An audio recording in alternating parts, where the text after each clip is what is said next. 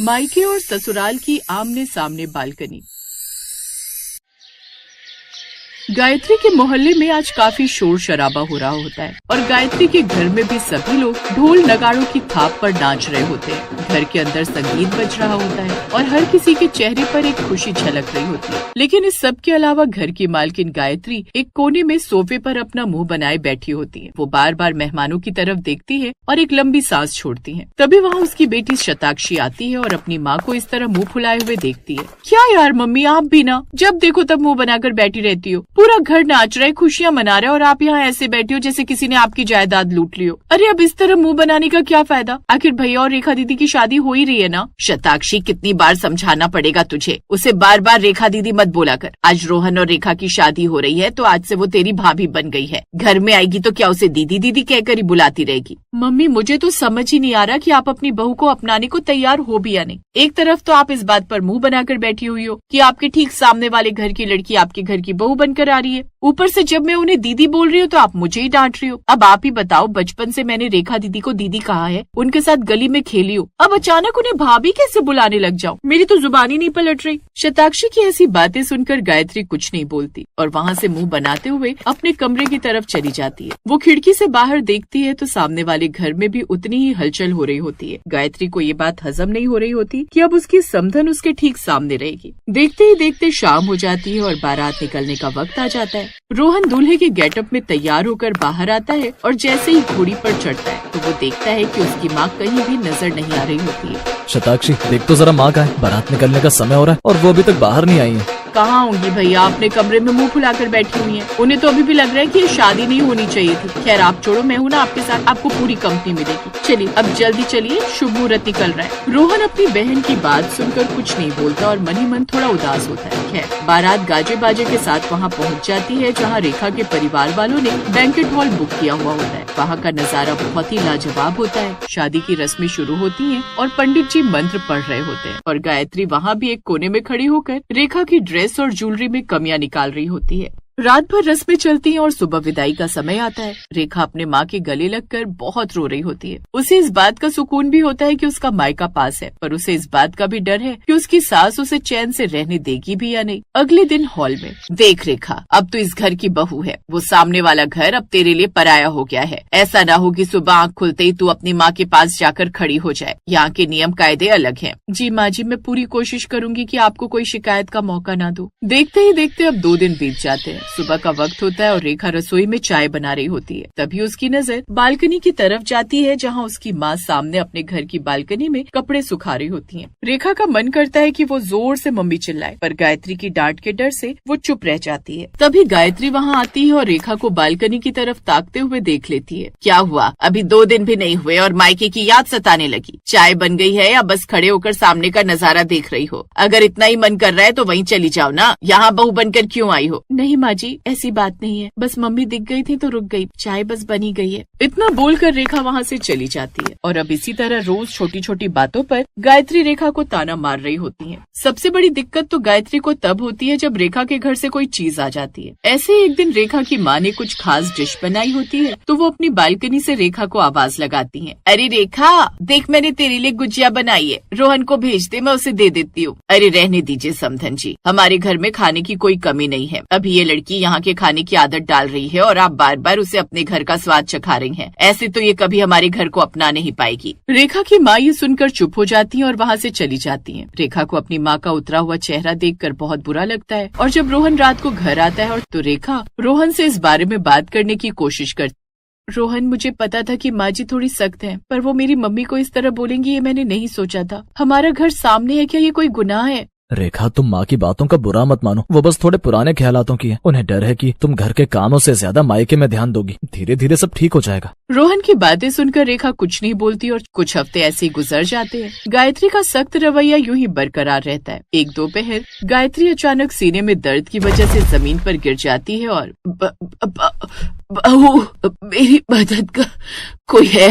अपनी सास की आवाज सुनकर रेखा तुरंत दौड़कर हॉल में आती है और वो अपनी सास को इस तरह जमीन पर गिरा देख घबरा जाती है, जिसके बाद वो अपने फोन से रोहन को फोन करने की कोशिश करती है, पर उसका फोन नहीं मिलता। वो तुरंत बालकनी की तरफ दौड़ती है और बिना अपनी सास की डांट की परवाह किए चिल्लाने लगती है, मम्मी पापा जल्दी आओ, माँ जी को कुछ हो गया है, वो गिर गई है, जल्दी आओ। सामने वाले घर में रेखा के पिता और भाई बैठे होते हैं। वो आवाज सुनते ही नंगे पांव भागते हुए गायत्री के घर पहुंच जाते हैं। रेखा के पिता तुरंत अपनी कार निकालते हैं। रेखा और उसकी माँ भी साथ अस्पताल जाते हैं और 2 घंटे बाद डॉक्टर बाहर आते हैं और बताते हैं कि देखिए, उन्हें माइल्ड हार्ट अटैक आया था, पर सही समय पर पहुंचने की वजह से वो अब खतरे से बाहर है। अब आप लोग उनसे मिल सकते हैं। इतना बोलकर डॉक्टर वहाँ से चला जाता है कि तभी वहाँ रोहन और शताक्षी भी पहुँच जाते हैं। पापा, माँ कैसी है? क्या हुआ था? बेटा घबराओ मत, गायत्री जी अब ठीक है। शुक्र मनाओ रेखा का, जिसने समय पर आवाज दे दी। अगर हम 5 मिनट भी लेट हो जाते तो कुछ भी हो सकता था। रेखा, मैं तुम्हारा शुक्रिया अदा कैसे करूँ? तुम सच में बहुत अच्छी हो। मैं बहुत खुश हूँ जो मुझे तुम्हारा साथ मिला।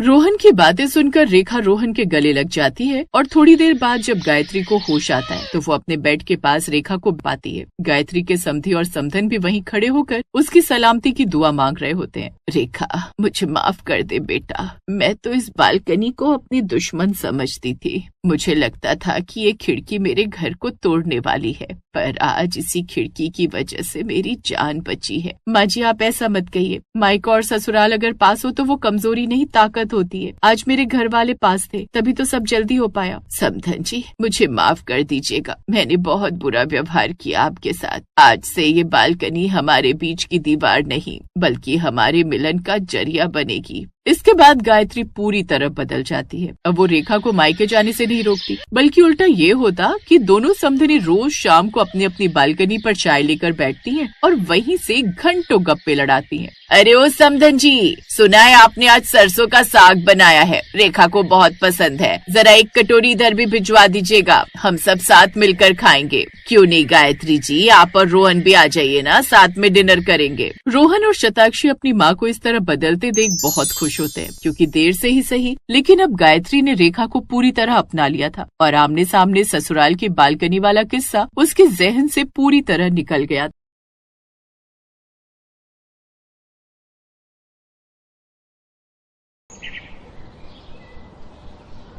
काजल और विनय दोनों पड़ोसी थे।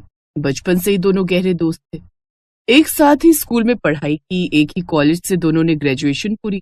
इसी कारण दोनों के बीच में प्यार भी बहुत था। दोनों एक दूसरे की कमी को भी बहुत महसूस करते थे। ऐसे ही जब काजल अपनी मौसी के घर शादी में गई हुई थी तो वो 1 हफ्ते के बाद लौटी। विनय फौरन उससे मिलने गया। रात के 11 बज रहे थे और विनय ने काजल के घर का दरवाजा खटखटा दिया। अरे विनय बेटा, तुम और यहाँ इतनी रात में? वो आंटी जी, मैंने सोचा आप लोग सफर से थके हारे आए होंगे तो आप लोगों के लिए डिनर ले आऊं। मम्मी ने दाल चावल और पनीर की सब्जी बनाई थी, साथ में थोड़ी रोटी भी है। आप सबने अभी कुछ खाया तो नहीं होगा? वो दीदी ने पराठे और अचार दे दिए थे, वही रास्ते में खाए थे। बस हम लोग तो सोने ही जा रहे थे। अरे ऐसे कैसे आंटी जी? अंकल जी, आप और काजल भूखे थोड़ी सोगे। अब पड़ोसी होने का इतना फायदा तो होना ही चाहिए। थैंक यू विनय। काजल की मम्मी सब देख और समझ रही थी। काफी समय से वो विनय और काजल का एक दूसरे की तरफ झुकाव महसूस करती आ रही थी और एक दिन बातों ही बातों में काजल की मम्मी ने विनय की मम्मी से बात छेड़ी थी। सुमित्रा जी, मैं कह रही थी वो मैं काजल के लिए बहुत रिश्ते देख चुकी हूँ, पर काजल सभी रिश्तों के लिए मना कर देती है। मुझे लगता है कहीं न कहीं विनय और काजल एक दूसरे को पसंद करते हैं और जहाँ तक मुझे लगता है वो दोनों एक दूसरे को प्यार भी करते हैं। अगर हम दोनों परिवार आपस में रिश्तेदार बन जाएं तो कैसा रहेगा? वो तो ठीक है, पर मैं सोचकर जवाब दूंगी। घर में सबसे बात कर लूं, विनय के पापा से, मधु से, फिर मैं आपको बताती हूँ। हाँ, कोई बात नहीं, आराम से सोच लो, मैं जवाब का इंतजार करूंगी। काजल की मम्मी अपनी बात रखकर चली गई। विनय सब कुछ सुन चुका था, पर वो ये नहीं समझ पा रहा था कि उसकी मम्मी ने सोचने का समय क्यों मांगा, जबकि वो तो खुद जानती है कि वो काजल को पसंद करता है। काजल की मम्मी आई थी, विनय और काजल के रिश्ते की बात कर रही थी, पर मैंने बोला कि अभी हमें सोचने का समय चाहिए। सोचना क्या है? अरे इतने पास में लड़के का रिश्ता थोड़ी करना है, थोड़ी दूरी होनी चाहिए बहुओं के मायके और ससुराल में। वही तो मैं भी सोच रही थी। मधु से भी मेरी बात हुई थी, वो बोल रही थी कि मम्मी 4 कदम पर मायका होगा तो कोई ना कोई दिक्कत आती ही रहेगी। क्या करूं फिर? या तो कोई बहाना कर। मम्मी मैंने सोच लिया है, मैं काजल से ही शादी करूंगा और किसी से नहीं। आप लोगों को जो सोचना है सोचते रहो, पर मैंने डिसाइड कर लिया है, मैं काजल से ही शादी करूंगा। मेरा ये आखिरी फैसला है। इतना कहकर विनय गुस्से में घर से चला गया। अब जब विनय ने सोच ही लिया था कि मैं काजल से शादी करूंगा, तो घर वालों को भी मानना पड़ा। विनय और काजल की शादी हो गई। काजल बहुत खुश थी क्योंकि उसे अपने बचपन का प्यार मिल गया। काजल मैं बहुत खुश हूँ, आज हम दोनों पति पत्नी के रिश्ते में बन गए, जो हम दोनों का सपना था। मैं भी बहुत खुश हूँ विनय। वैसे कितना अजीब सा लग रहा है ना, मम्मी का घर बिल्कुल पड़ोस में है और मैं यहाँ पर तुम्हारे घर, वो भी रात में। पहले तो रात में आते हुए डर भी लगता था, और आज देखो मैं तुम्हारे घर में हूँ, एक नए जीवन की शुरुआत करने के लिए। सब कुछ एक सपना सा लग रहा है। मैं भी तो तुम्हारे घर आते हुए डरता था। रात को तुमसे मिलने के लिए कितने बहाने करने पड़ते थे, कितने पापड़ बेलने पड़ते थे, पर आज हम दोनों एक दूसरे के साथ हैं। ये सब तो मुझे भी सपना ही लग रहा है कि तुम मेरे साथ हो। I love you Kajal. I love you Vinay. Vinay और काजल इस शादी से बहुत खुश थे। अगले दिन काजल सोकर जल्दी उठ गई। उसने देखा घर में सब सो रहे हैं, तो वो दरवाजा खोलकर चुपचाप अपने मायके चली गई। काजल की मम्मी तो सुबह जल्दी उठ जाती थी और काजल को भी सुबह जल्दी उठने की आदत थी। काजल को लग रहा था कि वो अभी भी अपने घर ऐसे ही आ सकती है, पर ऐसा बिल्कुल नहीं था। काजल तू ऐसे चुपचाप बिना बताए यहाँ आ गई? अरे बेटा, आज तेरी पगफेरे की रस्म है, तुझे रस्म करके यहाँ आना था। तेरे सास ससुर को पता चलेगा तो वो कितना गुस्सा करेंगे। अभी कोई उठा नहीं होगा, जा चुपचाप वापस चली जा। हाँ हाँ पापा, जा रही हूँ। एक कप चाय तो आराम से पीने दो, कितने दिन से ढंग से बैठकर चाय भी नहीं पी मैंने। मम्मी मुझे चाय के साथ रस दे दो और उस पर थोड़ी मलाई लगा देना। हाँ हाँ ला रही हूँ मेरी लाडो रानी। इधर काजल इत्मीनान से मायके में नाइट सूट में बैठी हुई चाय पी रही थी, उधर उसकी सास पूरे घर में उसे ढूंढ रही थी। विनय बेटा, काजल कमरे में नहीं है तो फिर कहाँ गई? पूरे घर में ढूंढ लिया, वो कहीं भी दिखाई नहीं दे रही है। मम्मी एक बार छत पर देख कर आता हूँ। तभी काजल आ जाती है। काजल, तुम बाहर से कहाँ से आ रही हो, और वो भी नाइट सूट में? कहाँ गई थी तुम?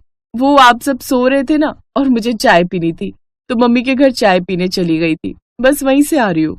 तुम बिना किसी को बताए, बिना किसी रस्म के अपनी माँ के घर चली गई। तुम्हें पता भी है तुम इस घर की नई नवेली दुल्हन हो। शादी के बाद नई बहू की ससुराल में कुछ रस्में होती हैं, इसलिए ये बचपना छोड़ दो। ये नहीं कि 4 कदम पर मायका है तो तुम ऐसे ही उठकर चली जाओगी। हमारी भी मोहल्ले में इज्जत है विनय, इसीलिए मैं काजल से तुम्हारी शादी के लिए मना कर रही थी। इतने नजदीक मायका होना बिल्कुल सही नहीं है, पर तूने मेरी बात नहीं मानी। अपनी सास की बात सुनकर काजल मुंह बनाती हुई कमरे में चली गई। उसी दिन से शुरू हुई काजल और उसकी सास सुमित्रा देवी के सास बहू के रिश्ते की कड़वाहट। अब तो जब भी मौका लगता काजल अपने मायके चली जाती और अपनी सास की खूब बुराइयां करती। माँ, आपको पता भी है माँ जी घर का एक भी काम नहीं करती हैं, सारे काम मुझे ही करने पड़ते हैं। जब देखो बस यही ताना देती रहती है कि मैं यहाँ क्यों आती हूँ। उनका बस चले तो वो मेरा मायके आना ही बंद कर दे। अरे ऐसे कैसे आना बंद कर देंगी, ये कोई बात होती है? मैं आज ही तेरी सास से बात करूंगी। अरे पहले पड़ोसी थे, इतना प्यार था, अब समधी बन गए तो उसमें इतना घमंड करने की क्या जरूरत है? हमने भी अपनी बेटी दी है, कोई फेंकी नहीं है उनके घर में। रहने दो माँ। अरे मुझे कौन आने से रोकेगा, मैं खुद ही आ जाऊंगी। मुझे किसी से पूछने की जरूरत थोड़ी है। टेंशन मत लो, मैं चाहे दिन में 10 चक्कर लगाऊं, मेरा अपना घर है। अच्छा मैं जा रही हूँ, विनय के ऑफिस से आने का टाइम हो रहा है। काजल घर पहुंचती है तो घर का नजारा ही बदला हुआ था। काजल, तुम मम्मी के घर गई हुई थी और मुझे बताया नहीं कि तुम मम्मी के घर गई हो। चलो कोई बात नहीं। वैसे मैंने वो मधु के ससुर रहते हैं ना गांव में, उनसे 2 डिब्बे देसी घी मंगवाया था, गांव का शुद्ध देसी घी। सोचा एक हम रख लेंगे और 1 किलो का डिब्बा तुम्हारी मम्मी को दे देंगे। बहुत बढ़िया घी होता है गाँव का। चलो मैं तुम्हारी मम्मी के घर चलती हूँ, उनसे मिल भी लूंगी और ये घी भी दे आऊंगी। आप और मेरे मायके? अरे वो तुम्हारा मायका बाद में है, मेरी सहेली आशा का घर पहले है। विनय, हम दोनों सास बहू जा रहे हैं, थोड़ी देर हम वहीं बैठेंगे, तुझे चाय पीनी हो तो वहीं आ जाना। हाँ ठीक है माँ। काजल, तुम मम्मी के घर मेरे लिए चाय बनाओ, मैं आ रहा हूँ। अपनी सास का बदला हुआ रूप देखकर काजल भी हैरान थी। काजल, तुम यही सोच रही हो ना कि मेरे में अचानक इतना बदलाव कैसे आया? मैंने बहुत सोचा और मेरे मन में ये बात आई कि जब हम बेटों से दूर नहीं रह सकते तो बेटियों को अपने माता पिता से दूर क्यों रखें? बेटियों को भी बेटों की तरह पूरा हक है अपने मायके में कभी भी आने जाने का, अपने मायके में समय बिताने का। जिस तरह हम अपने बेटों को हमेशा अपने पास रखते हैं, तो फिर एक बेटी को अपने माता पिता से मिलने के लिए इजाजत क्यों लेनी पड़े? अब मधु आती है तो मैं और विनय के पापा कितने खुश हो जाते हैं। मधु को भी तो मायके आकर बहुत अच्छा लगता है। ऐसे ही तुम्हारे यहाँ आने से तुम्हारे माँ पापा को खुशी होती है। काजल, अब तुम्हें अपने मायके आने के लिए मुझसे या फिर घर में किसी से भी इजाजत लेने की कोई जरूरत नहीं। तुम अपने मायके कभी भी आ सकती हो। थैंक यू माँ जी, मुझे समझने के लिए। सुमित्रा की बात सुनकर सबके चेहरे पर एक अलग खुशी आ जाती है। दोनों समधन भी आपस में गले मिलती हैं। उस दिन के बाद काजल को कभी भी अपने मायके आने जाने के लिए सोचना नहीं पड़ता था। उसके लिए मायका और ससुराल दोनों में कोई फर्क नहीं था। Thanks for watching.